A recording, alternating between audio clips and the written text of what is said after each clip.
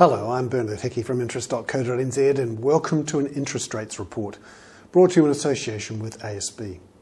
Today we look at what the economists are saying for the official cash rate announcement on December the 4th by the Reserve Bank.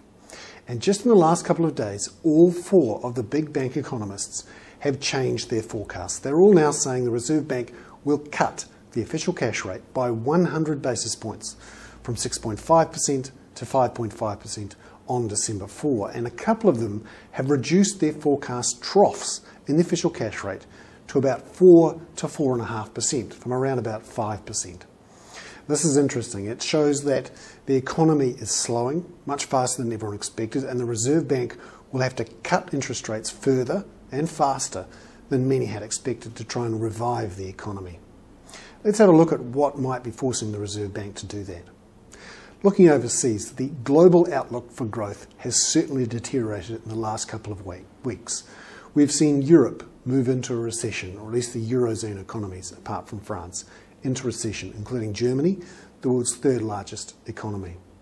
There are suggestions now of a recession in Australia, where business confidence has slumped and returns from all the iron ore and coal coming out of Australian mines has been reduced. And that's partly because China's economy is also slowing quickly.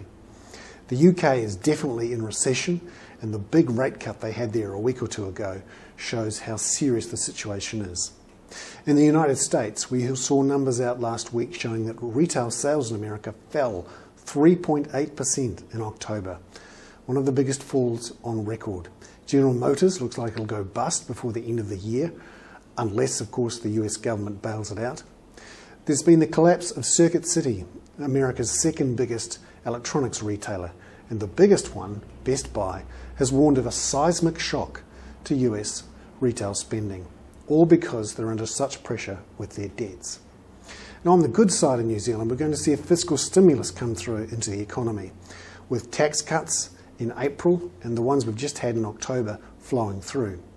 There's also increased infrastructure spending likely to hit in the next year to 2 years through the national government's plans to spend more on roads and broadband.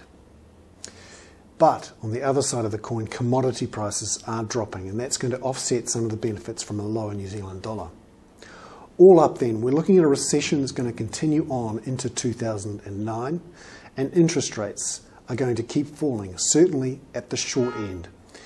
Particularly in the fixed mortgage area, if you're looking at fixing for 2 to 3 years, you might want to think again, because in a year to two's time, we're going to see variable interest rates possibly closer to 7% than the 9% they are now. That may make variable interest rates, or at least short-term fixed mortgage rates, more attractive. So if you're having to roll over your fixed mortgage rate, think about going shorter.